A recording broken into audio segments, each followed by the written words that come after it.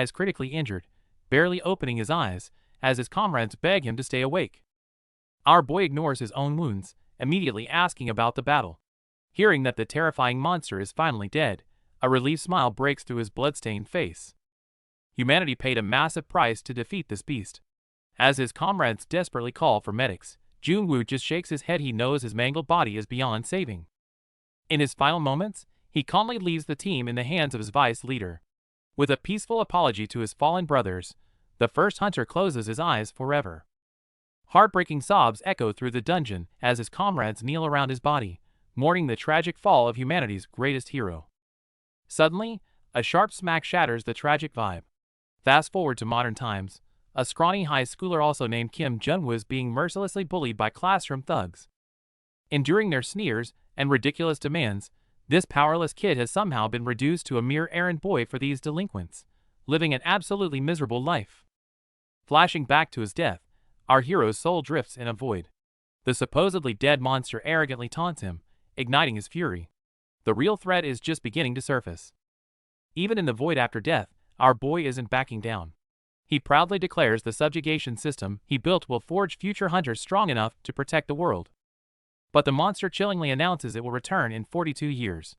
Furious, our guy vows that by then, the beast will be crushed like a mere bug. Suddenly, our boy wakes up in a modern hospital bed. Looking in the mirror, he's completely shocked to find himself trapped in the body of a weak 17-year-old kid. Before he can process this crazy situation, a doctor and an investigator walk in. While checking his identity, they bluntly state that he is currently 17 years old. Our guy seriously claims his past birth year and mentions his battle with the ultimate monster. His bizarre words leave them sweating, completely convinced his brain is scrambled.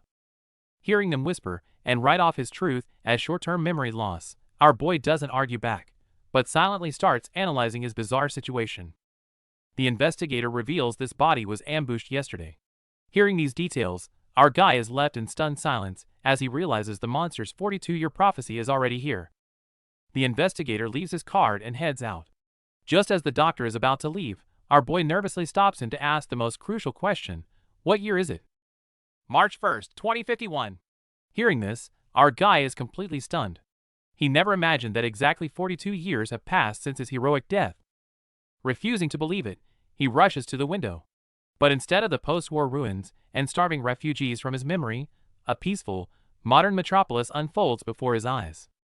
Watching happy families and people playing badminton on the streets, a massive weight lifts from his shoulders. Realizing his comrades' sacrifices brought true peace, he sheds tears of pure joy. Looking out the window, he starts reminiscing about his old comrades. But just as he sighs at the passage of time, a chilling realization hits him. It's been exactly 42 years. Before he can process it, a violent tremor and blaring alarm shatter the peace. A massive dungeon portal abruptly bursts open right outside the hospital, sending panicked crowds fleeing. Faced with this sudden crisis, our legendary hunter doesn't run away. Instead, he sprints excitedly toward the portal, eager to see how much modern subjugation battles have evolved over 42 years. Hoping to see a modern monster raid, our boy rushes to the scene. But instead of a tense battlefield, he finds a massive crowd casually watching like it's a festival. The official broadcast then announces they will lure the monster outside in 10 minutes. Hearing this absolute insanity, our boy is utterly stunned. Back in his days, he strictly enforced the rule to fight inside the dungeon, knowing a single escaped monster could wipe out an entire city. But these absolute madmen are ignoring the rules and setting up cameras for a live broadcast. This sheer absurdity makes his blood boil. Just as he's about to lose it, the monster roars. Instead of panicking, the crowd erupts into deafening cheers like crazy fans. Bathed in spotlights, the popular idol hunter Go Uchai makes a flashy entrance. Striking a pose for the cameras, she treats the deathly raid like a red carpet event. Seeing this modern hunter craving attention, our guy is completely disgusted. This corrupted era has turned a life-threatening battle into a cheap entertainment show. However, while everyone is busy enjoying this flashy show, the vicious monsters are already bursting through the dungeon's final defense. A ferocious giant wolf suddenly lunges, about to devour the blonde girl on the ground. But just in the nick of time, someone intervenes. With dazzling frost effects, idol hunter Go Uchai makes her grand entrance. She effortlessly swings her ice blade, knocking the massive beast away in style. Instead of running in fear, The crowd cheers wildly like they're at a concert. To them, this isn't a life or death battle, but an entertaining idol show. Eunchai unleashes an overly flashy combo with maximum visual effects, even striking a perfectly choreographed pose upon landing. The giant wolf is instantly frozen solid. Hearing the crowd's crazy cheers, our guy Junwoo completely snaps. He laughs out of pure rage. Turning humanity's survival into a cheap circus act. How is this a monster subjugation? Watching these modern show-offs, Junwoo is pulled back to his past life's hellish battles. His comrades were covered in blood, desperately crying out over his dying body. Even with his last breath, his only concern was that the ultimate beast was destroyed. Realizing their bloody sacrifices have become a cheap cash grab, our boy knows a brutal purge is coming. After 3 years of brutal warfare, our boy the legendary first hunter Kim Junwoo finally defeated the ultimate world-ending beast. Hearing the frantic calls for medics, Junwoo knew his body had reached its limit. Half of his torso was already reduced to ashes. With his last breath, he entrusted the future to his comrades. For the hero, there was no fear, only relief at reuniting with his fallen brothers. Amidst the agonizing cries of his team, the great pioneer who built the modern subjugation system closed his eyes forever. This should have been an epic ending. But shockingly, Junwoo reincarnated 42 years later into a bullied high schooler who shares his exact name. Facing these arrogant bullies, the former strongest hunter had to force a smile and act as their errand boy. Talk about a massive downgrade. Why hide his strength? Recalling his past death, his soul had drifted in the void as the beast mocked that humanity was doomed without him. Furious, our boy fired back. He declared that his meticulously crafted combat system would ensure future hunters grew even stronger. But the monster's final words were chilling. It prophesied its resurrection in exactly 42 years to test this future. And now time is up. Haunted by the brutal memory of perishing alongside the ultimate beast, our boy suddenly snaps his eyes open. Waking up totally confused, he finds himself in an unfamiliar hospital instead of the afterlife. What's crazier is that the face on the screen isn't his younger self at all. Before he can process this absurd situation, a doctor and a detective walk in, saying they need to question him about an assault case. When the detective verifies his ID, our guy bluntly states he was born in 1975, even seriously recounting his glorious battle against the apocalyptic beast. Hearing this wild talk, the two men sweat profusely. Looking at the high schooler with the same name, they conclude the poor kid was beaten into severe delusions. Unable to get any details about the late-night attack, the detective sighs in defeat. He hands over a business card, telling our boy to call if anything comes to mind. Watching them prepare to leave, our guy's brain works in overdrive. Desperate to find out how long he's been asleep, he quickly calls out to the doctor. Hearing the doctor say it's 2051 leaves our boy in absolute shock. Unable to process the truth, he stumbles to the window and tears the curtains open. In his memories, Seoul was a ruined wasteland filled with refugees. But the bustling, modern city right before his eyes leaves him utterly speechless. Watching the peaceful, happy crowds below, tears of relief well up in his eyes. He takes a deep breath, silently hoping his old comrades are still alive. But the relief is short-lived. A terrifying realization hits him. 42 years have passed, making this the exact year the apocalyptic disaster was prophesied to return. As if on cue, blaring disaster alarms shatter the peace. A massive energy portal suddenly tears open outside the hospital, sending terrified civilians running for their lives. Instead of panicking, our guy rushes out, thrilled to see modern hunters in action. But when he hits the street, he's absolutely baffled. The crowd is casually watching the portal like a show. What is going on? Hearing the announcement that they were going to lure the monster out, our boy is absolutely stunned and then furious. In his past life, letting a monster into the city meant mass destruction. Fighting inside the dungeon is the absolute golden rule. Seeing these people completely ignore the safety rules, he curses at them, trying his best to stop this absolute madness. But the scene is set up exactly like a reality show, complete with cameras. Seeing this life-threatening absurdity, he roars in frustration. His warnings are completely drowned out. Instead of running for their lives, the crowd is screaming a specific name in a total frenzy. With a flashy entrance, the top idol hunter Go Eunchai appears, even casually striking a pose for the cameras before the fight. Our boy is left entirely speechless by this girl treating a deadly battle like a fashion walk. Meanwhile, Eunchai smoothly activates her system skills. Just as the hype reaches its absolute peak, a massive, lightning-wreathed wolf finally steps out of the abyss with a deafening roar. Meanwhile, the modern hunters are facing off against a giant wolf. But instead of a life-or-death battle, they treat it like a runway show, smiling for the cameras while unleashing flashy, over-the-top magic. As the crowd goes wild, our boy is hit by a heavy wave of nostalgia. Back in his day, being a hunter actually meant protecting the innocent and making real sacrifices. With a ridiculously exaggerated burst of ice, the beast is defeated. True to her brand, the idle hunter gracefully strikes a perfect victory pose right next to the monster's frozen corpse. The fans scream Go Yunchi's name in a pure frenzy. Watching this absurd circus, our boy lets out a hollow laugh before genuine, terrifying anger takes over. Is this what they call a raid now? Standing there in disbelief, he realizes how deeply the hunter system is rotted. What used to be a deadly battlefield is now just a cheap entertainment show filled with rookies obsessed with stream views. Unable to stomach another second of this garbage, our boy steps up and starts yelling. Security tries to shut him down, but he furiously screams right back, demanding to know what the hell they think they're doing. While the crowd eagerly watches the hunt like a live reality show, our boy acutely senses the fatal danger hidden behind these flashy moves. Seeing the completely exposed rear formation, our guy loses his temper. He furiously yells at them for recklessly pulling monsters into a crowded street, exposing their so-called subjugation. Publicly criticized, the idle hunter Go Eunchai is not having it. She arrogantly tries to lecture this unruly student with the shallow theories she learned at the academy. Hearing her confidently talk about real combat, our veteran boy finds it purely laughable. His contemptuous attitude thoroughly infuriates the proud girl. Before things can escalate, security guards step in and drag our boy away. Even while forcefully removed, he mercilessly mocks her pathetic combat skills. Watching him being dragged away, Eunchai lets out a disdainful sneer, unaware that our boy's heart has just sunk to absolute rock bottom. Slumping on a bench alone, our boy falls into deep despair. With modern hunters degraded to this pathetic state, the world will surely face doomsday when the apocalyptic beast revives. Just when he feels completely cornered, a sudden realization hits him. If modern hunters are useless, he just needs to gather his loyal old squad from his past life. There's still a chance. Our boy was scratching his head over how to find his old comrades, when he suddenly remembered that punk mentioning a hunter academy.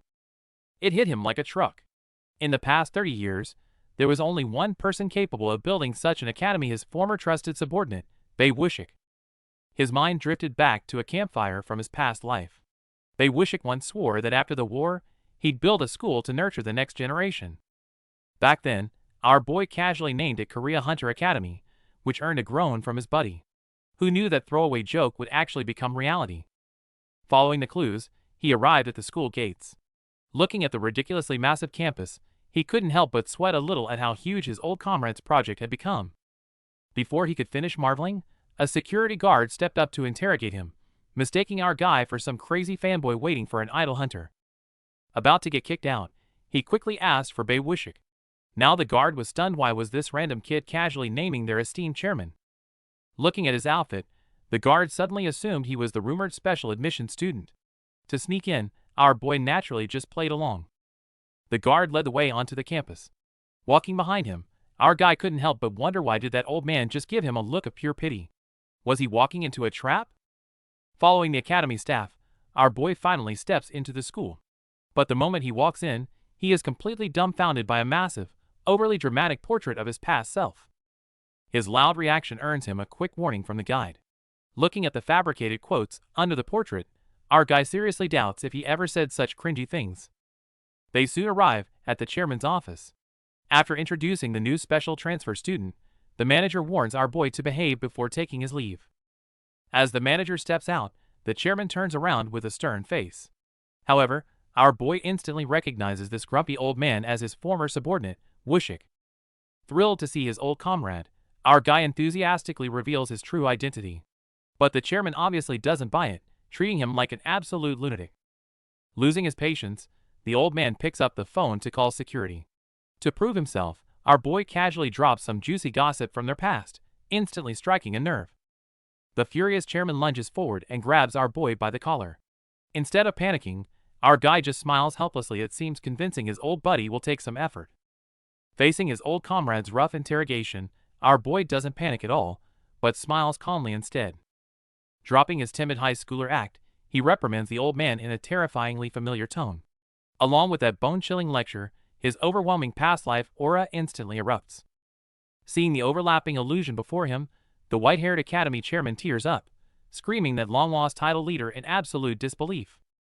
Time rewinds 40 years to the subjugation camp.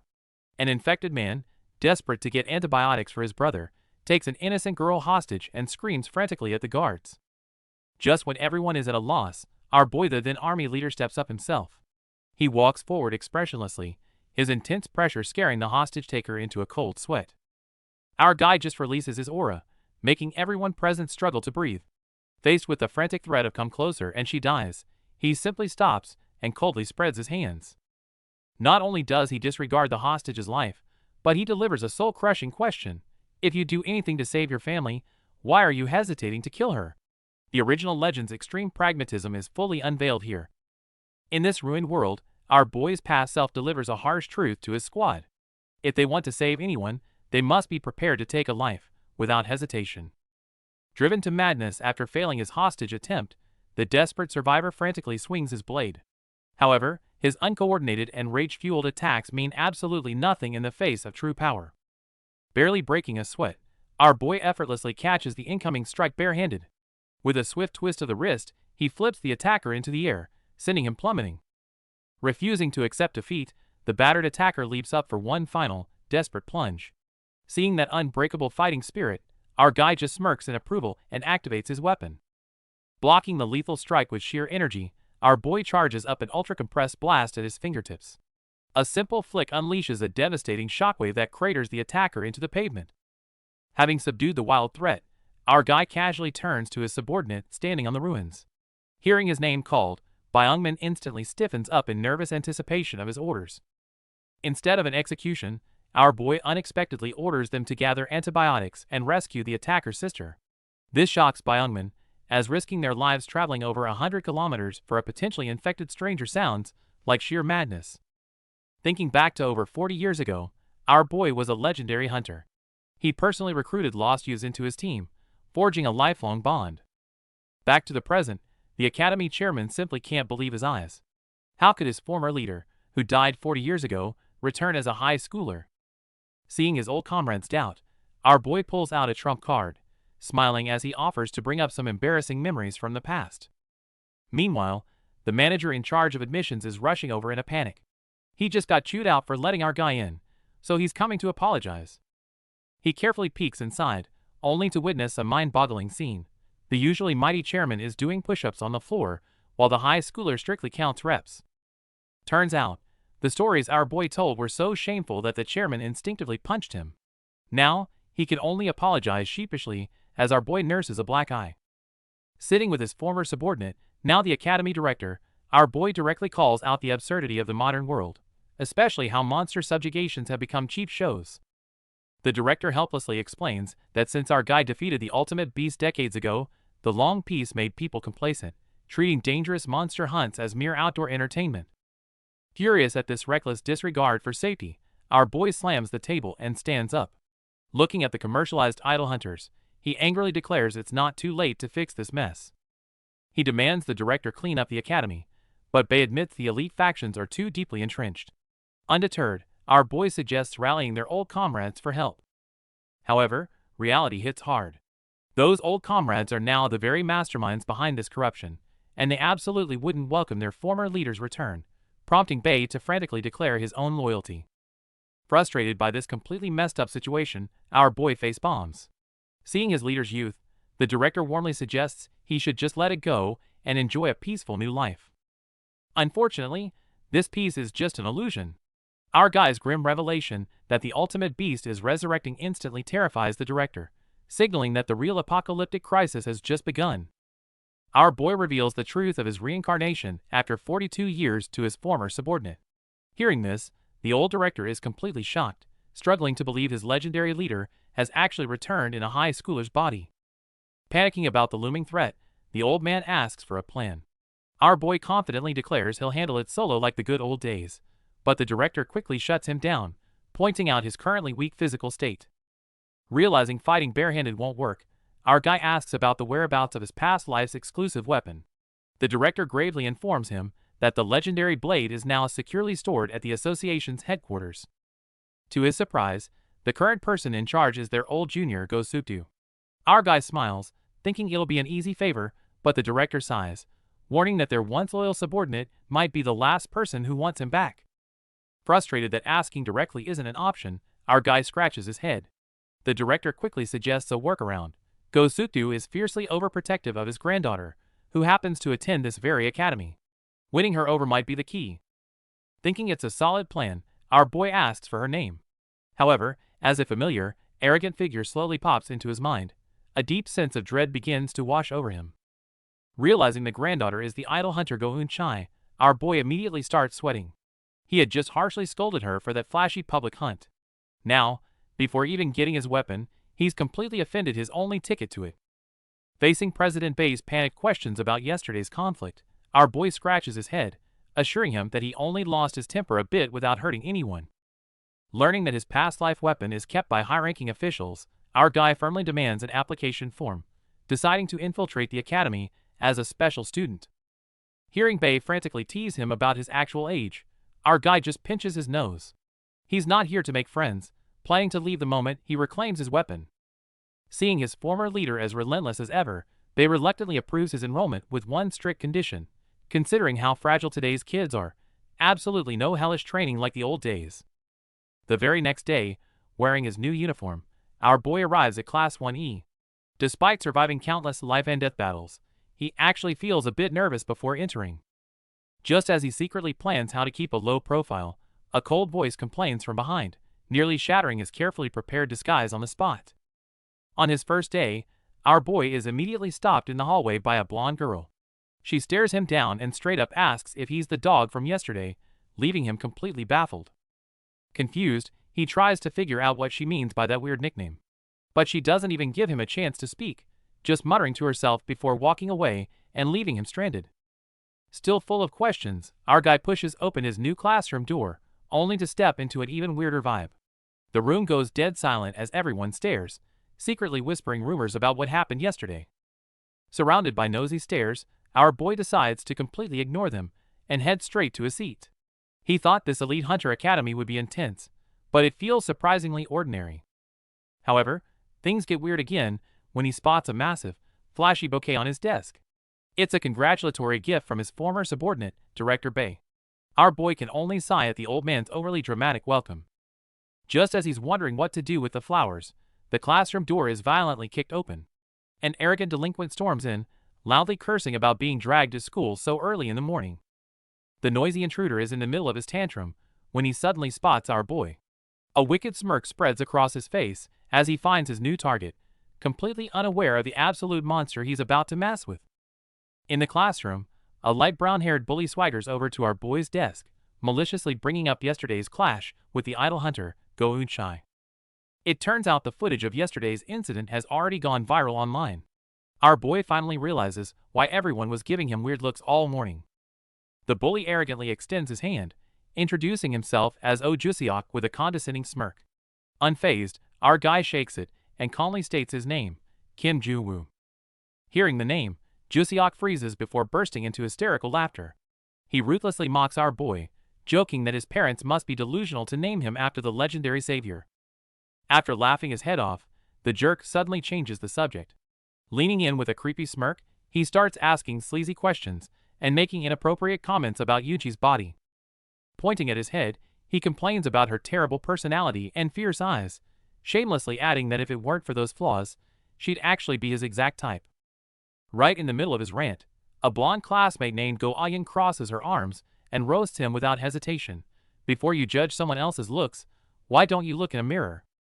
Humiliated in public, Jusiok instantly loses his temper. But Ayan isn't intimidated at all, easily shutting him down by reminding him that they're all just the same lowly class E outcasts anyway. In the classroom, the arrogant bully is right in the blonde girl's face, relentlessly mocking her for dropping down to class E despite her family's connections. But before he can finish his threats, he's suddenly sent crashing to the floor. The unexpected impact leaves the entire class completely stunned. The one who kicked him is none other than our boy. Looking down at the confused bully, he coldly asks if he needs another kick to understand what just happened. The bully scrambles to his feet, trying to play it cool at first, but completely loses his temper a second later, screaming that he's going to beat our guy to a pulp. Facing such a cheap threat, our boy bursts into laughter. His smile quickly fades into a chilling glare, because threatening a former legendary hunter with death is nothing but a joke. The furious bully lunges forward with a wild punch. But in our guy's eyes, this sloppy attack full of blind spots is just painfully pathetic.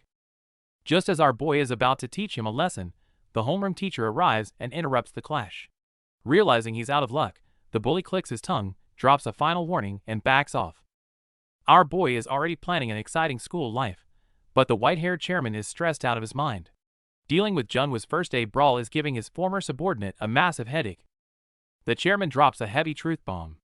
The bully our guy just kicked is actually the son of the Subjugation Bureau's minister, a spoiled tyrant who uses his family's power to get away with anything. Seeing the chairman angrily warn that he won't bail him out next time, our boy just waves it off. He promises to handle the mess himself and steps out of the office. As soon as he steps out, he is startled by the blonde girl he saved earlier. She asks why he provoked such a dangerous guy, but our boy flips the question, asking why she stood up when the bully was only trash-talking Go-Chai. Taking a closer look at her familiar features and her name tag, it suddenly clicks for our guy. With that face and the name Go-Ayan, he quickly pieces together that she must be Go-Yunchi's sister.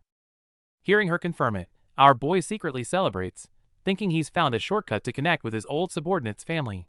But Ayan immediately bursts his bubble, bluntly stating they are half-sisters, and she's essentially a stranger to the family.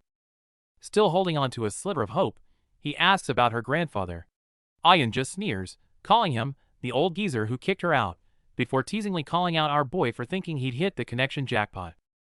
Being a special admission student without backing is tough. Our boy just tried to make contact, only to get blasted and accused of being another cloud chaser sucking up to the elites. The guy vents his frustration, aggressively warning him about the miserable reality of being a special admission student here. Our boy just stands there, completely speechless at the unprovoked rant. Watching the sparrow fly away, our boy sighs to himself. He thought getting close to Go-Chai would be a breeze, but clearly, he'll need a new strategy. While figuring out his next move, trouble finds him first. A hostile guy in a green hoodie blocks his path. Hey, you the special admission kid from Class E? Our guy has no idea who this random NPC is. With a crowd gathering, the hoodie guy impatiently signals him to follow. Come with me, unless you want to get beaten up and humiliated right here, he threatens. Not wanting to cause a scene, our boy plays along and follows them to a sketchy old building.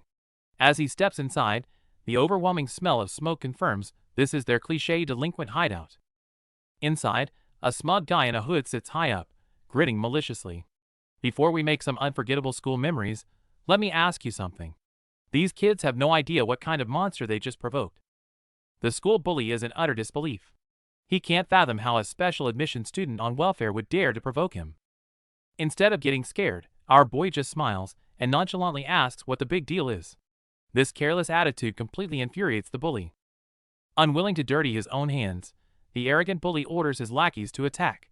The goons immediately lunge forward with fierce momentum. The flashy attack proves utterly useless. Our guy casually dodges it, causing the first lackey to lose his balance and crash hard onto the floor. Sitting on the steps, our boy starts ruthlessly mocking them.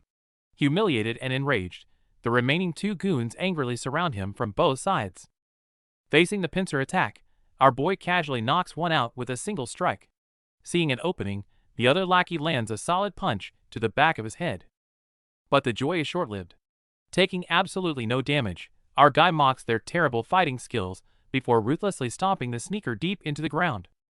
Seeing their comrade lying motionless in a pool of blood, the once arrogant bullies are completely paralyzed by fear, sweating profusely as they stumble backward. Dropping his harmless facade, our boy flashes a menacing smile. He's more than ready to give these arrogant brats a truly unforgettable high school memory. Just as this one-sided beatdown is about to unfold, a blonde girl is seen walking down the corridor with a confident smile, slowly approaching the scene.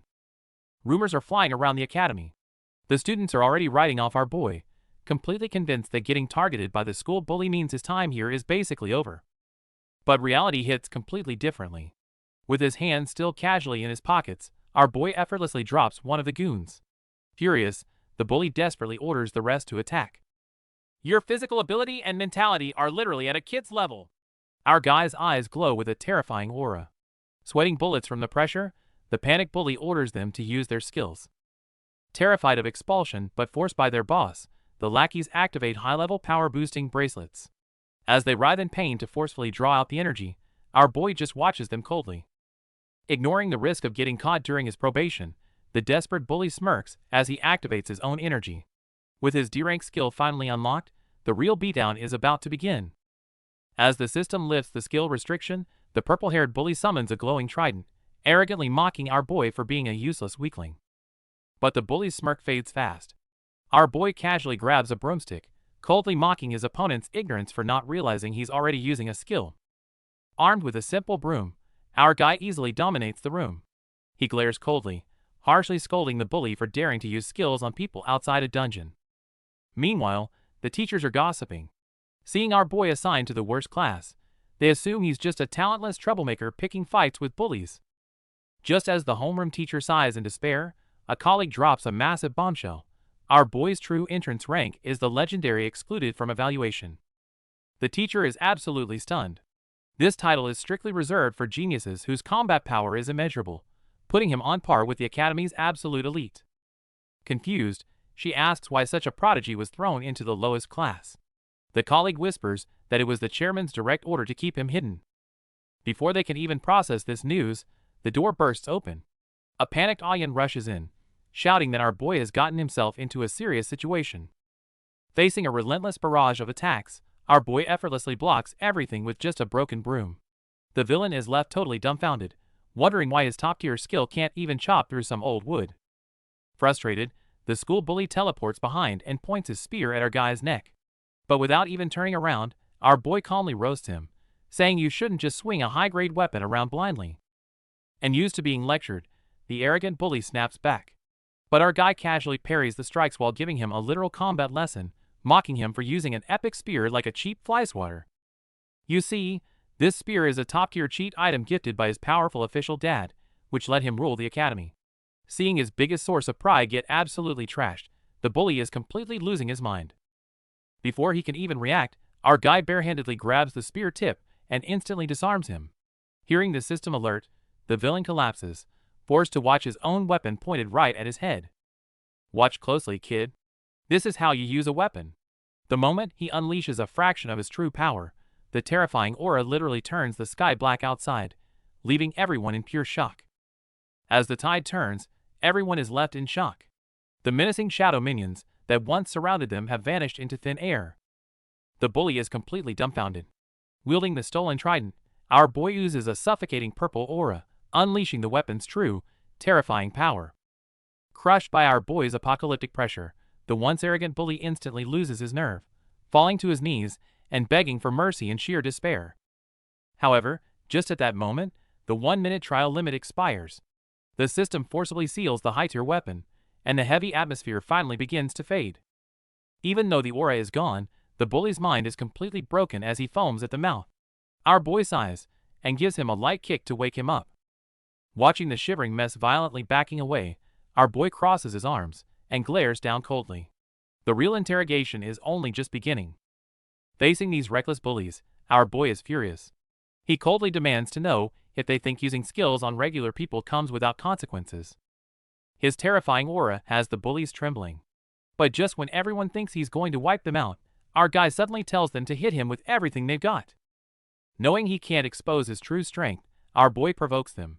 Backed into a corner, the chubby kid screams and throws a full-power punch to avoid getting punished. With a heavy thud, our boy takes the hit and collapses in a pool of blood. The homeroom teacher arrives, absolutely furious that they would gang up on a new transfer student. The actual bully stands there completely bewildered, since that pool of blood is from when he got beaten up earlier. Oblivious, the teacher quickly orders Go-Ayan to take our boy to the infirmary.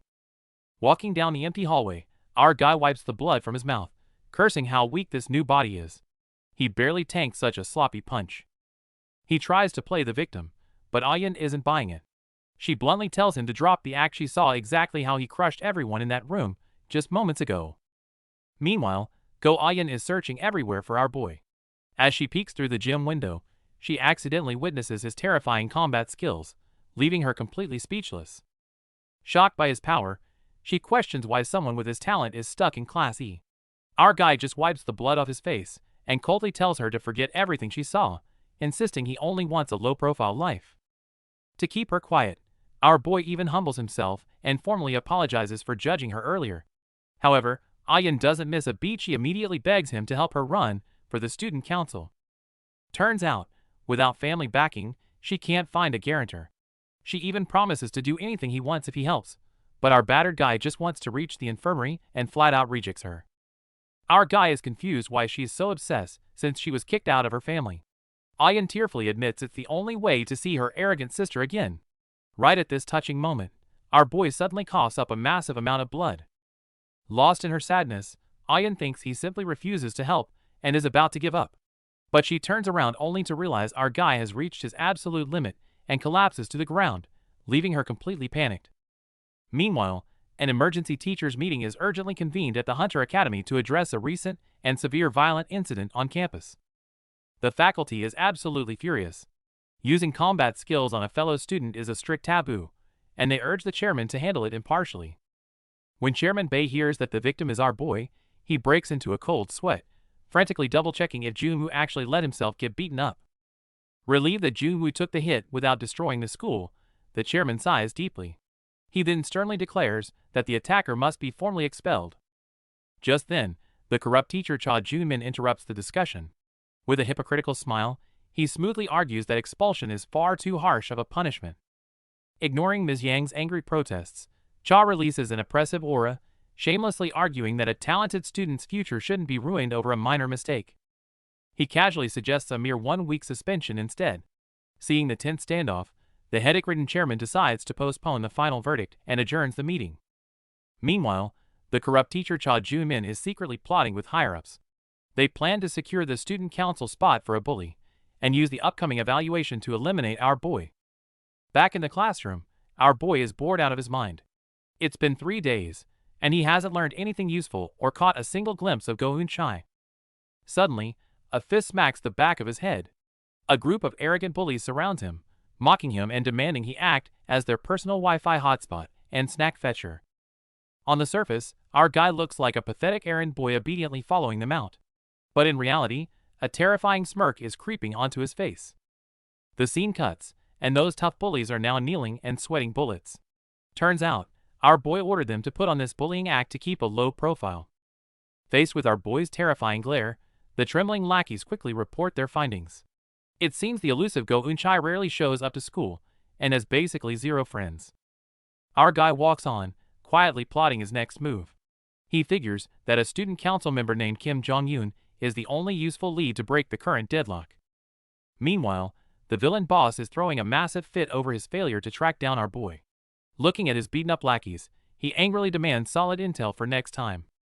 Back to our boy, Go Ayan quickly bursts his bubble, claiming it's impossible to casually meet the student council. Our guy is genuinely confused as to why a mere student group is acting so high and mighty. Seeing his confusion, Ayan patiently explains the harsh reality. In this academy, student council members are elite hunters from prestigious families, holding ultimate privilege that even teachers fear. Our boy concludes that these elites operate on a completely different level. Taking the chance, Ayan eagerly steps up again, persistently begging him to help her secure a spot in that exclusive circle. But our boy isn't buying it. He ruthlessly uses her own words against her, pointing out that with her current lack of skills and background, dreaming of the council is a total joke. Seeing her refuse to back down, our guy drops the playful act. He glares down at her with a chilling gaze, strictly warning that learning from him could easily cost her life. Sighing at her stubbornness, our guy turns his back, telling her to stop chasing impossible dreams. Unfazed, Ayan bluntly states she would rather die than give up on her goal. Facing his resistance, she goes all out. With teary eyes, she practically begs him to teach her everything he knows. Her absolute, do-or-die resolve proves she is truly ready for his hellish training. Facing Go Ayan's fierce declaration to endure any training, our boy simply brushes her off and walks away. The proud girl ends up frantically chasing him down the hallway. Looking at the stubborn girl waving outside the window, our guy is reminded of his past comrades. He secretly thinks her potential might actually prove to be useful. Back in Class E, their homeroom teacher strictly reminds everyone to take the upcoming monthly evaluation seriously, even though it's mostly a basic written exam. Suddenly, the corrupt teacher Cha Jun-min interrupts with a bombshell. With a sneaky smile, he announces that the first-year evaluation will be replaced with a practical exam in a real dungeon. The classroom immediately erupts in shock. Not only are the students terrified, but their homeroom teacher fiercely protests that sending inexperienced Class E kids into a real dungeon is basically murder. However, Cha Jun-min shamelessly uses avoiding discrimination as an excuse to shut down any protests. Our boy sharply realizes that forcing untrained students to hunt monsters is an absolutely ridiculous trap. Seeing Cha Jun-min hypocritically suggest they can give up if they're scared before smugly walking away, our guy instantly sees through the cheap provocation. As the villain leaves, our boy's eyes turn icy cold. He knows perfectly well that a mere teacher couldn't change the exam rules alone. The real deadly threat hiding in the shadows is just beginning to surface. With the Minister of the Subjugation Bureau pulling strings, the exam system has been rigged. Facing this conspiracy, our boy heads straight to the chairman's office. While Chairman Wushik is stressing out over the blatant blacklisting, our guy is just chilling on the sofa. Since the villains are using fairness as an excuse, he'll just have to play along. He can't enter a dungeon empty-handed, so our boy casually asks his old subordinate for a weapon. The old man waves his hands, swearing he doesn't have anything dangerous. Our boy obviously doesn't buy that. He narrows his eyes and grabs the old man's hand. Lo and behold, there's a glowing ring right on his finger. It's the Ring of Patelis. Wushik has been wearing it out of habit for nearly 50 years to mourn his fallen leader. Just as the old man starts getting nostalgic, our boy ruthlessly snaps him out of it and forcefully yanks the ring off, pocketing it with a satisfied grin. Poor Wushik is left completely helpless. Armed with a rusty ring that wouldn't even rank as E-class, our boy heads for the door without fear. But just then, Wushik suddenly calls out to him with one last message. Meanwhile, after an unpleasant secret meeting, the corrupt teacher Cha Jun-min walks down the hallway, secretly plotting his next scheme. He arrives at the Student Council's special department room, only to be completely taken aback when he pushes the door open. Sitting inside is none other than Go Eun-chai, the idol hunter who is usually too busy to show up at school. After exchanging some passive-aggressive remarks, Jun-min steps up to the desk, trying hard to suppress his annoyance with the arrogant girl. He tosses a file onto the desk, stating that the first-year practical exam is approaching, and he needs a council member to act as a field evaluator.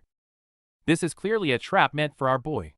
But Eun-chai doesn't even bat an eye, flatly refusing due to her packed schedule, and coldly suggesting he cancel the exam altogether. Her dismissive attitude finally makes Jun-min snap. He yells at her, trying to guilt-trip her by bringing up his past support. But Eun-chai doesn't buy it at all. She ruthlessly shuts him down by bringing up her grandfather's authority as chairman, leaving Jun-min absolutely furious. Just as tensions peak, a cheerful greeting interrupts them. Caught off guard by another student entering, Jun-min nervously wipes his sweat and awkwardly changes the subject. Stepping up, Ayan volunteers to help with the test preparations. The corrupt teacher Jun-min finds her troublesome, but plays along for now to avoid exposing his traps. Meanwhile, Eun-chai surprisingly cancels her subjugation stream to stay at school. Staring intently at the screen, she vows to stop the past dungeon tragedy from repeating itself. Jong-yoon then drops a bombshell. He reveals our boy crushed the school bully and holds an exempt rank. This hidden truth instantly piques Yoon-chi's curiosity. Back on the field, the practical test begins. While the top classes are eager to show off, our boy is the only one from his class. Flying solo just means less dead weight for a legend. Just then, a kind-hearted classmate offers to join the deadly test. Knowing the true horrors of a dungeon, our guy harshly yells at the naive rookie to back off. Kindness gets you killed down there. Ayan knows this exam is rigged to make Class E quit. But with her eyes set on the student council, failing is simply not an option. The corrupt teacher Cha Jun-min soon announces the rules. The exam requires teams of 8 to clear a low-risk dungeon, giving them an hour to strategize. Next, Kim Jong-yoon makes a flashy entrance as the exam assistant. While the crowd cheers, that familiar name definitely catches our boy's attention. Using Class E's small size as an excuse, Cha blatantly assigns our boy and Ayan to a team filled with hostile, delinquent-looking students. Ayan is completely speechless at her new teammates' terrible acting and constant whining. They even arrogantly declare they'll just pretend the duo doesn't exist. Just as Ayan is about to snap, our guy holds her back. To him, useless teammates staying out of the way is actually better. He just wants the dungeon intel. Confidently handing over a tablet, the punks freeze when the screen shows absolutely nothing. They were so busy acting tough that they forgot to prepare, instantly turning on each other. While they're still bickering, the proctors rush them in. Completely unprepared and divided, this messy team is forced to step through the portal into the unknown. As the proctor signals the start, the practical test officially begins. The inexperienced students stand before the eerie dungeon entrance, sweating with tension. Walking calmly at the front with his tablet, the proctor observes the dim surroundings, satisfied that it's a perfectly classic cave-type monster dungeon. But the moment he finishes speaking, a massive swarm of bloodthirsty monsters rushes out from the depths, completely terrifying the unprepared freshmen. Facing the sudden ambush, senior student Kim Jong-un doesn't rush to help. Instead, he crosses his arms, deciding to use this chance to gauge the rookie's true skills. Finally snapping out of it, the students start fighting back, recklessly throwing wind magic, ranged shots, and berserker skills at the monster horde like there's no tomorrow. Although their overwhelming firepower manages to take down a few giant wolves, these rookies have absolutely no teamwork, turning the battlefield into a complete chaotic mess. Watching the underclassmen waste their skills and swing their weapons aimlessly, Jong-un sighs helplessly, entirely unsurprised by this disastrous performance. However, amidst the chaos, Go-Ayan is the only one who catches his eye. She calmly unleashes her azure flame magic, piercing right through the giant wolf with deadly precision. Considering class he doesn't even have practical lessons, her flawless mana control is astonishing. Though Jong-un still sees her as a beginner, her extraordinary talent is enough to make everyone look forward to her next move. The students were already exhausted shortly after entering the dungeon. Just as they complained, a giant purple wolf suddenly ambushed an off-guard rookie from above. In the nick of time, our boy made his move. Activating his weapon skill, he launched a devastating explosive flick that blasted the beast away, saving the terrified student. Our boy kindly warned them to stop spamming skills, but these clueless kids mocked him for trying to steal points. Their total lack of situational awareness left him speechless. Watching these deadweights panting heavily after wasting all their mana at the entrance, our boy sighed inwardly. Apart from Ayan, he couldn't rely on anyone here. To prevent casualties, our boy held back his urge to hunt solo and approached the supervisor, pointing out the dungeon's anomalies and suggesting they halt the exam immediately. However, the corrupt teacher ignored the warning, thinking our boy was just being arrogant. Even when confronted with the harsh truth that a disaster was imminent, he brushed it off completely. Instead of stopping, the teacher intentionally asked out loud if anyone wanted to quit. Provoked by their pride, not a single student raised their hand, leaving them vulnerable to the true danger ahead. Senior Kim Jong-un expertly handles the nervous students, sharply warning the troublemakers not to drag the team down, while smilingly reassuring the rest not to worry too much. Seeing their nervous faces, Jong-un proudly promises to step in if things get dangerous. His words finally give the freshmen some peace of mind. After a long trek, the team finally reaches the boss room. But standing before the intimidating doors, the once-eager students freeze in fear. Sighing at the terrified freshman, Jong-un decides to open the door himself. However, the stubborn Ayan steps up, insisting that they face it together.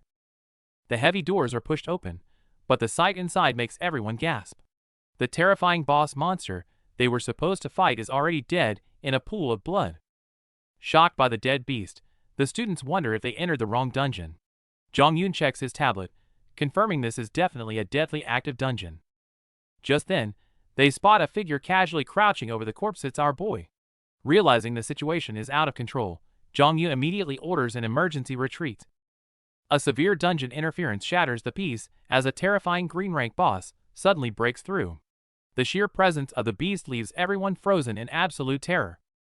A green rank monster in a purple rank zone is a complete disaster. Panic ensues as the terrified students desperately scramble toward the exit to save their lives. Staring down the menacing three-tailed feline, senior student Jong-un knows this is incredibly bad. If left unchecked, this monster will slaughter everyone in the room. With the beast blocking their escape, Jong-un refuses to run.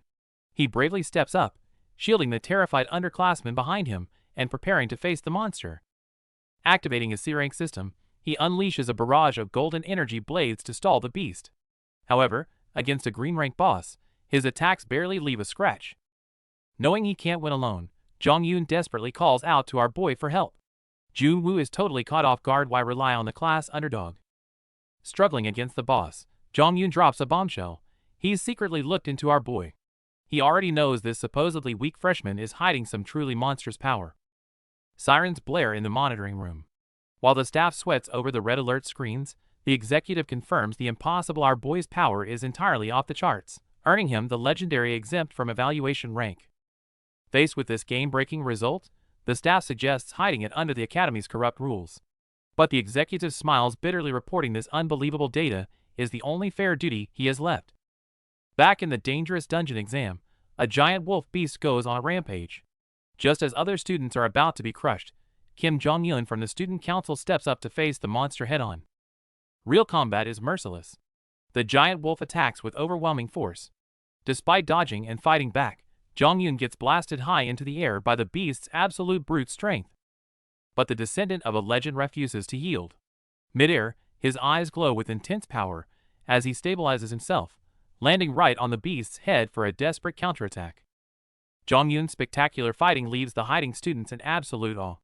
But when they eagerly turn to look for our boy's heroic figure, they see something completely ridiculous. The rumored overpowered special student is just hopping around the edges, completely slacking off. Everyone is speechless, utterly convinced that he's just a shameless fraud who bought his way in. Seeing the situation spiral, our boy knows he can't just stand by anymore. He quickly devises a plan to intervene from the shadows. Meanwhile, the frontline students clash with the giant wolf. Oddly enough, the green rank boss feels like a punching bag. The battle is going so smoothly that even they can't believe it. It turns out our boy is using his terrifying speed to dart across the battlefield, secretly assisting them. A sharp-eyed student catches a glimpse of his blur, completely stunned. He is shocked to realize that every time the monster tries to attack, someone instantly strikes its weak point to cancel it. This flawless unseen control makes him question our guy's true identity. With our boy's secret protection, the giant wolf finally goes down. Completely oblivious, the students start cheering, thinking they pulled off the epic takedown themselves. Meanwhile, the corrupt teacher Cha Jun-min watches smugly from the monitor room. Thinking everything is going his way, he plots to use this exam to expel our seemingly useless hero. However, the danger on the battlefield isn't over yet. Our boy sharply notices the beast is still breathing and immediately yells for everyone to fall back. But the arrogant recruit completely ignores the warning. Thinking our boy is just trying to steal the glory, he recklessly charges right back at the monster. Seeing someone blindly rush the monster to steal the kill, only to face a terrifying lightning wolf, our boy can't help but curse their sheer stupidity. Before anyone can react, the giant wolf snaps its jaws, brutally launching two students into the air. The bloody spectacle instantly leaves everyone else paralyzed with fear. Seeing their strong senior instantly struck down in a pool of blood, the students' mental defenses completely collapse as they scatter in panic. Even Ayan breaks down in tears of despair. As the giant beast locks its eyes on her, Ayan desperately tries to psych herself up to use fire magic. But faced with such overwhelming pressure, she hopelessly realizes she can barely even breathe. Extreme fear makes her hands tremble too much to cast a single skill. Just as the beast lunges at her, a devastating punch suddenly strikes from mid-air. The explosive strike lands perfectly, violently knocking the massive beast right out of the sky. Surviving death, Ayan opens her eyes to see our boy standing there with absolute composure. Amidst the deafening roar, the arrogant lightning wolf is completely crushed by this seemingly effortless blow. Ayan stares blankly at the scene, her brain completely short-circuiting over what just happened. Amidst Ayan's terrified screams, the scene descends into absolute chaos. With students heavily injured and bleeding, the seniors frantically order everyone to fall back to safety.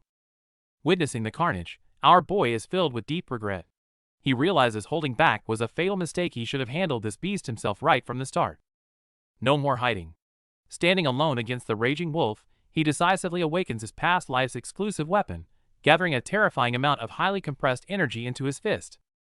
Facing the monster's lunge, our boy skips the flashy dodges and delivers a devastatingly explosive punch straight to its face, unleashing a massive shockwave upon impact. This earth-shattering blow leaves everyone completely dumbfounded. Who could have guessed that this invisible freshman possessed power surpassing veteran hunters, all while wielding a supposedly outdated relic? Despite warnings about the deadly penalties of supernatural weapons, our boy doesn't care. To him, the unmatched power they provide far outweighs the risk of them backfiring. Unlike modern hunters, who have grown weak relying on basic system skills, he knows that only these weapons, which maximize a monster's core power, can handle the true disasters ahead. Suddenly, a massive wolf monster launches a deadly ambush.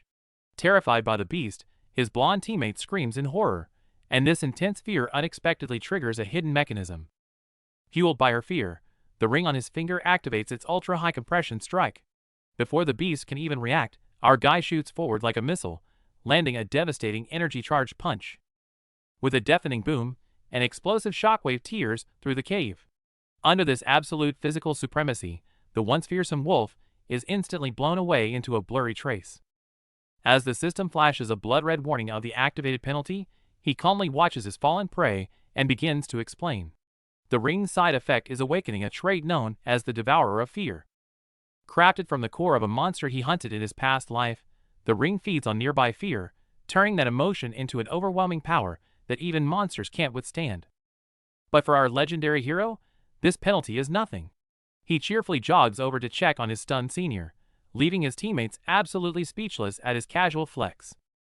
Desperately trying to stop his classmates' bleeding, Jong-Yoon demands the walkie-talkie from the supervisor. The guilty teacher, sweating bullets, has no choice but to hand it over. Snatching the walkie-talkie, Jong-Yoon immediately reports the horrific situation to the headquarters. With his comrade dying, he shouts desperately for a rescue team. Seeing the corrupt teacher showing zero remorse, and instead yelling to dodge responsibility, our boy finally snaps. He delivers a brutal punch, sending the scum flying. The disgraced teacher yells furiously, trying to use his authority. But our boy just glares down at him with a deathly gaze, shutting him up instantly with a chilling warning. Soon after, the rescue team finally arrives. As the injured student is hurried away, the heavy atmosphere lingers over the devastated forest. Arriving at the scene, the chairman sighs deeply. He knows our boy's decision to reveal his power to save lives means the corrupt elites will soon target him. But our guy couldn't care less. Thinking of the innocent 19-year-old who lost an arm due to their schemes, his blood boils. He vows to destroy the entire corrupt system if this ever happens again. Back in the office, Jong-Yoon steps up to protect our boy, delivering a stern warning to the higher-ups. Faced with this pressure, the executives have no choice but to back down temporarily. Next up, the gray-haired executive calls in the corrupt teacher Cha. Unbelievably, this guy still has the nerve to make excuses, claiming the sudden practical test was just to solve educational inequality. This absolute nonsense infuriates the executive, who slams the desk and bluntly calls out his plot to eliminate our boy. The sudden directness makes the usually slick teacher Cha break into a cold sweat. However, this old fox quickly regains his composure. He shamelessly emphasizes that all test procedures followed the manual, trying to use technicalities to cover up his blatant setup.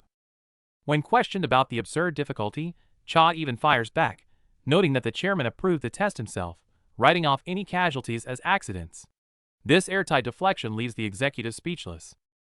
Left with no choice, the executive helplessly tells him to submit a report. Cha smugly adjusts his collar, thinking he got away with it again. But just as he turns to leave, the executive calls him out. He delivers a chilling warning. The one he truly fears isn't some corrupt official, but our boy himself, who radiates the exact same terrifying aura as the original legendary hero from 40 years ago. If this happens again, I won't be able to save you. Seeing the dead serious look in the executive's eyes, Cha's smile completely freezes as a shiver of pure dread runs down his spine. Meanwhile, the corrupt teacher Cha nervously reports to the Parents Association over the phone. Hearing that the dungeon incident has been covered up internally, he lets out a sigh of relief. However, the higher-up abruptly changes his tone, sternly warning him that the student council spots are already rigged, and demanding he clean up the mess with the special admission student. Cha can only nod obediently. After hanging up, Cha breaks out in a cold sweat. Recalling our boy's terrifying strength, he knows he's dealing with a monster. Still, to protect his status, he vows to eliminate him. Cut to the hospital. Our boy, who was just fighting monsters like a god of war, is now screaming in pain while a nurse treats his wounds, creating a hilarious contrast. Watching his dramatic reaction, the blonde senior can't help but mock him. Our boy doesn't argue back, only sighing inwardly. It seems his new body is really struggling after not using supernatural weapons for so long. Fed up with the senior pestering him every day for help with the student council election, our guy rubs his head in annoyance. He ruthlessly rejects her on the spot, making it clear he has no time for such drama. Pushing the door open, our boy and Ayan arrive at the hospital to check on Jong-Yoon. Despite his severe injuries, the guy is surprisingly upbeat, even joking about his pain. Recalling their previous ordeal, Ian can't help but complain about the coward who ran away without a word of thanks after being saved. Jong-yoon brushes it off with a smile. Deep down, he holds immense respect for our boy's rare courage to risk everything to save others. Getting down to business, Jong-yoon drops his smile and warns them that joining the student council will be incredibly difficult. Ian assumes it's because they're in Class E. Jong-yoon shakes his head and reveals the existence of the Parents Association. This group of elites has already rigged the system, reserving all 5 student council spots for their own kids. Hearing this, our boy and Ian finally realize the truth. The seemingly fair selection process is nothing but a rigged game controlled by the rich. When Ian suspects him of using connections too, Jong-yoon frantically waves his hands, explaining he only got in as a backup because a spot coincidentally opened up. Our boy sharpens his gaze, catching the dark implication. Could that open spot mean a student died in the process? His piercing question instantly freezes the room. The blonde senior tries to talk Ian out of the student council race, warning her it's too dangerous. But our stubborn Ian furiously refuses to compromise with corruption. Failing to convince Ian, the senior turns to our boy for backup. But Jung-woo coldly states he's only focused on the apocalyptic crisis unless he can meet Go Eun-chae. He has no time for school drama. Speak of the devil. Accompanied by gasps of surprise, the popular idol Go Eun-chae actually makes her entrance. It turns out she just dropped by to visit the senior today. Seeing his target deliver herself right to his doorstep, our guy is thrilled. He immediately puts on a friendly smile and steps up to greet her. However, Eun-chae just gives him a passing glance and a quick remark before turning her cold gaze straight to her bitter rival, the blonde senior. With old grudges resurfacing, the tension between the two girls instantly hits freezing point. The terrifying standoff leaves our boy completely dumbfounded on the sidelines. After that chaotic showdown, the meeting naturally ends in failure. Back in his room, our boy casually admits to his roommate that things didn't go well at all. But our guy hasn't given up. He takes the chance to ask about Yoonji's relationship with her grandfather. Hearing that they only maintain a superficial bond, Jungwoo's mind immediately starts brewing a new plan. In the hospital room, our boy and his companion are brainstorming. They thought about getting Eun-chae to ask the chairman for a favor, but that's a dead end. However, his companion mentions the only thing that might catch the spoiled girl's interest, getting Go Ian to drop out. Hearing this, our boy is completely stunned. Eun-chae clearly resents her half-sister. When his companion cautiously suggests actually making Ian drop out, our guy falls silent, refusing to easily sell out his own ally. Meanwhile, the blonde upperclassman sits alone on a bench, drowning her sorrows in a canned drink. She's desperate to join the student council to get revenge on Go Suk-do. But reality hits hard with her current skills. Even graduating seems impossible. She knows she desperately needs our boy's help but sighs hopelessly without anything to offer him. Just as she feels defeated, our boy strolls up in his hospital gown with a savage roast. It seems he's actively seeking out this new ally to break the deadlock. Sitting on a bench, our boy casually brings up a topic. Ian reacts intensely, instantly assuming he's about to drop out after recent events. Amused by her reaction, our boy explains he just had another fight with Eun-chae. With their relationship hitting rock bottom, peaceful persuasion is officially off the table. Since talking won't work, our guy decides to just threaten Eun-chae instead. While Ian looks at him like he's crazy, he points right at her. She is the ultimate weakness. Ian finds it ridiculous. Eun-chae is a top-tier star. Why would she ever care about an underdog from Class E who was kicked out of the family? Our boy calmly counters, what if she starts to think you could actually take her place someday? Ian nearly chokes on her drink, arguing that it's completely unrealistic. Unfazed by her self-doubt, our guy simply replies they'll just make her strong enough. Sparked by his challenge, Ian's stubbornness flares up as she loudly declares she can do it. With that settled, our boy stands up to end the chat. Their goal is set, and time is running out. Starting tomorrow, she'd better be ready for some hellish training. Hearing our boy's bold plan to take over the student council and clash directly with the parent association, both Ian and the senior are left utterly speechless. Genuinely touched by his resolve to break the corrupt rules, Ian sincerely thanks him. Our boy just waves it off, walking away smoothly in his flashy pajamas. Meanwhile, inside a high-end sushi restaurant, a group of wealthy parents are busy feasting and shamelessly bragging about their kids' top grades in the elite classes. The door slides open, and in walks the corrupt teacher Cha Jun-min, wearing his signature fake smile while completely brushing off the deadly dungeon incident. After some hypocritical small talk, Juinmin's smile turns sinister. As the lapdog of the elites, he knows it's time to get down to real business. Sitting at this table are the true puppet masters of the academy. Junmin respectfully pulls out some documents from his briefcase, ready to execute their shady backroom deals. Just look at their terrifying titles: media vice presidents, top guild leaders, and official agency captains. To protect their kids, these big shots have woven an unbreakable web of corruption. Inside a luxurious room, wealthy parents are having a secret meeting. Hearing that the special admission student cleared the dungeon alone, they instantly start to panic. They worry that if this student runs for the student council, their kids will lose their spots. Facing their questions, the corrupt teacher Cha Junin quickly reassures them. He confidently claims he has a plan. Pounding his chest, he promises the elites that he'll rig things to ensure all their children secure a seat on the council. Meanwhile, our boy finally returns to the academy. The moment he shows up, the classmates who used to ignore him suddenly swarm around, checking on him with fake concern. The school just posted the exam results, leaving everyone's jaws on the floor. In a brutal test that injured top seniors, our guy somehow took first place. Seeing his sudden fame, these snobbish students instantly try to kiss up to him. But our boy sees right through their act, coldly telling them to get lost. The class is buzzing with surprise over the unmanipulated test scores. Ayan sighs in relief, casually discussing the rare fair results with our boy. But our guy doesn't care about grades. He immediately pivots to Ayan's training. She complains about the endless physical conditioning, especially with finals right around the corner. Turns out, the final exam format has been changed to a student sparring match. This strange curriculum has the class gossiping, and our boy senses something fishy. Ayan knows their likely opponent is the arrogant bully Ojusiok. Backed by his powerful father, he's already been pre-selected for the student council by the corrupt parent association. However, this is also an opportunity. Since Jusiok's record is terrible, Ayan points out that beating him in the sparring match is the perfect ticket to passing the first selection. Noticing her hesitation, our boy gives her a terrifying glare that instantly makes her vow to win. Pleased with her spirit, he adds hellish martial arts training to her schedule. When he casually asks her to recruit some friends, Ayan completely breaks down in tears. She furiously yells back, pointing out that he's just as much of a friendless loner as she is.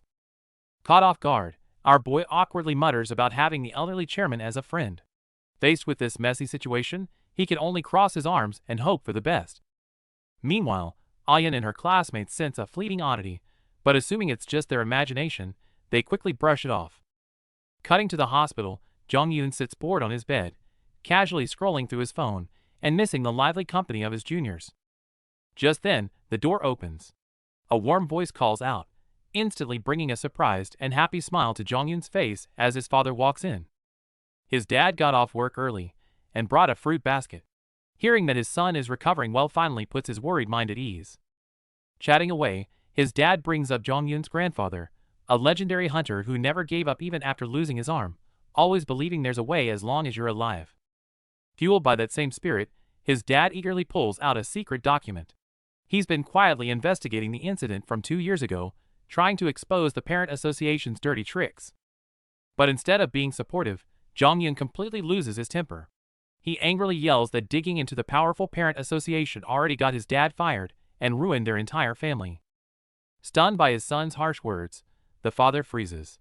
But before Jong-yoon can even finish his sentence, his dad suddenly collapses in agonizing pain, leaving Jong-yoon absolutely terrified. Meanwhile, Kim Jong-yoon, the grandson of a legendary hunter, is drowning in despair.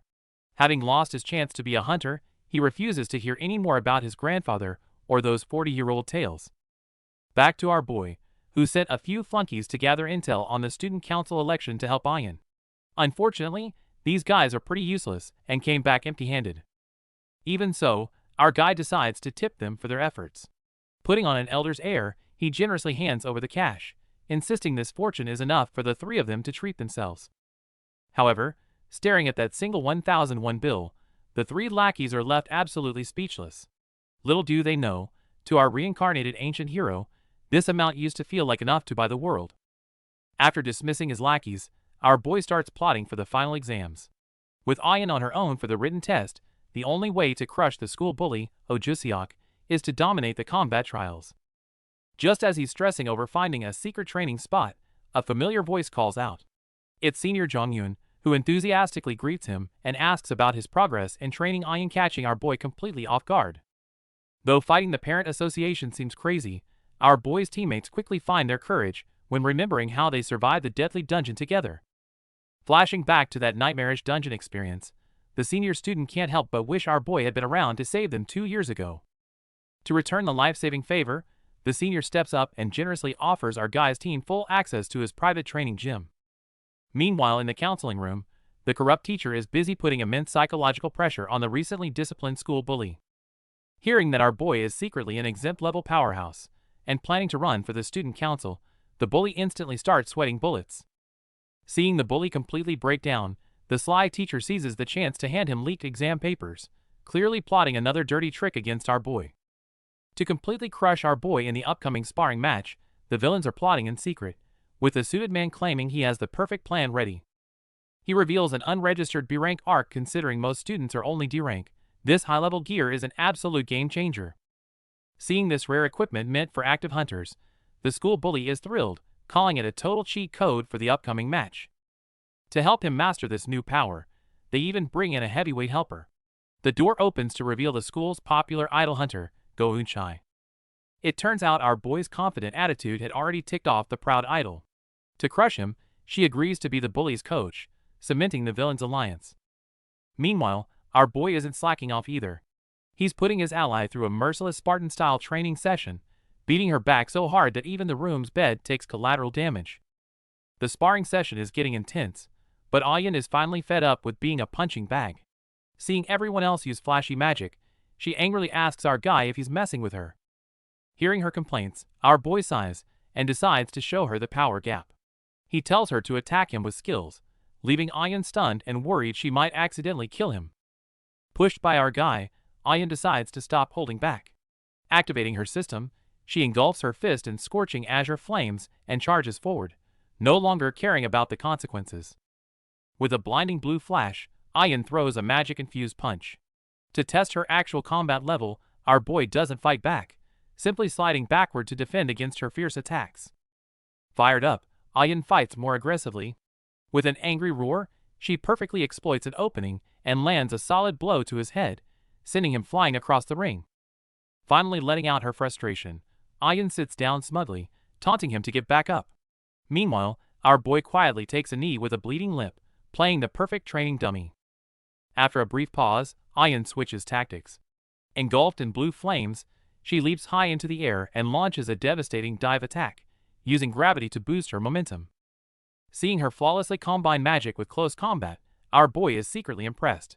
But the lesson isn't over. He dodges instantly and delivers a ruthless counterpunch to her stomach, showing her what a real fight looks like. Seeing Ayan push to her limits, our boy bluntly points out her fatal flaw. Relying too much on chaining skills only creates massive openings for her opponent. Since theory isn't getting through, our boy decides a hands-on approach is best. He immediately takes a combat stance, launching relentless attacks to force her to learn the rhythm through actual fighting. Instead of backing down under the fierce pressure, Ayan gets completely fired up. Seeing her grit her teeth and fiercely strike back, our boy can't help but feel a little impressed. Seizing the perfect moment, Ayan lands a devastating high kick. The sheer impact forces our boy on the defensive, unexpectedly triggering her dormant azure flame skill in the heat of battle. The sudden burst of power leaves Ayan herself completely stunned. This unexpected surprise instantly hits the pause button on their intense sparring session. The grueling training session finally ends, with Ayan collapsed on the mat. Our boy calmly reminds her that mastering the basics is the only way to truly exploit an enemy's weakness. Thinking back to that powerful strike, our boy breaks a cold sweat, realizing he almost countered on lethal instinct. Exhausted on the mat, Ayan finally asks the burning question, just who, or what, exactly are you? Defeated and exhausted, Ayan lies on the mat, questioning reality. She wonders if our boy is some secretly trained agent, given his terrifying combat experience. Junwoo just finds her wild imagination ridiculous. Just then, Senior Jongyun walks in. After a quick greeting, he looks around the dusty training room with nostalgia, mentioning that it hasn't been used since his father retired.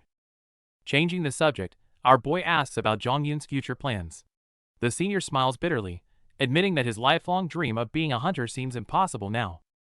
However, Jung-woo looks him dead in the eye, stating that he can still be a hunter even without an arm. Jong-yoon's face darkens, feeling that such lighthearted encouragement is mocking his harsh reality. But our boy isn't joking. He calmly shares a story of a former comrade, who also lost his right arm but trained relentlessly, eventually becoming even stronger than before. When Jung-woo repeats the man's catchphrase and mentions the name Kim Chung-hoon, Jong-yoon's eyes widen in absolute shock. Overwhelmed with emotion, he yells out that the legendary hunter was his own grandfather. A massive explosion rocks the training ground. Seeing the terrifying power of his new weapon, the arrogant school bully Oh Juseok is thrilled beyond belief. Watching this, Go Eun-chae is convinced our boy is finished. However, a cautious companion reminds Juseok to keep his new toy under control during the test. The companion strictly warns against using that technique. But the arrogant Juseok scoffs, declaring he won't even need his trump card to deal with trash like our guy. The villains hiding in the shadows smirk at the students scheming. They are fully convinced that by using Go Eun-chae as a weapon, our boy won't escape this time. Meanwhile, the upper management is divided. The perceptive Lee Jong-hoon is deeply terrified by the primal aura our boy emits, but the arrogant executives just mock him for speaking nonsense. The scene shifts to a dusty memory. 40 years ago, our boy, then a legendary captain, snuck into his good brother Kim Chung-hoon's camp late at night with Wushik. When our boy pulls out a rare bottle of liquor, the usually stern Chung-hoon's eyes instantly light up. Who could have guessed these rare moments of joy would eventually turn into endless regret? The gates of memory slowly open to a time when our boy and his comrades were sharing drinks. The three veterans gathered around, pouring drinks and catching up on old times. Amidst the laughter, Chung-hoon joked about still being able to live as a hunter. This bittersweet comment reminded our boy of the tragic day when Chung-hoon lay heavily bandaged in a hospital bed, having just lost his right arm. Our boy was heartbroken seeing such a talent ruined. However, instead of giving up, Chung-hoon smiled and begged him to teach a fighting technique that only required his left arm, leaving our boy momentarily speechless. Moved by his fierce determination, our boy eventually agreed. Once Chung-hoon recovered a bit, a hellish training regime began. Without his dominant right arm, even just holding a wooden sword with his left hand was incredibly difficult. But Chung-hoon pushed through, proving everyone wrong. His swordsmanship evolved from brute force into deadly precision, targeting monster weaknesses to become even stronger than before he lost his arm. Back at the table, Chung-hoon laughed as he complained about how brutal the training was, admitting he almost ran away several times. Reminiscing about those tough times brought a smile to everyone's face. Mentioning the wooden sword that helped him through his recovery, Chung-hoon looked at it fondly. He planned to pass it down to his grandson Dongju as a meaningful family heirloom once the boy grew up. The comrades teased him, hoping he'd live long enough to see his grandkid grow up. But our boy quickly pointed out that saying something like that sounded exactly like a classic movie death flag. Memories flashed back to his past life. Our boy and his comrades were drinking heavily, exchanging rough jokes while enjoying a rare moment of relaxation. That night, Chung-hoon spent the whole time eagerly bragging about his son. But no one expected it to be their very last drinking session together. Back in the present, Senior Dongju pulls out an old photo, proudly introducing his father and grandfather to our boy and Ian. A bitter smile crosses our boy's mind the moment he sees the photo. The man happily carrying the little boy is none other than Chung-hoon, his most trusted subordinate from his past life.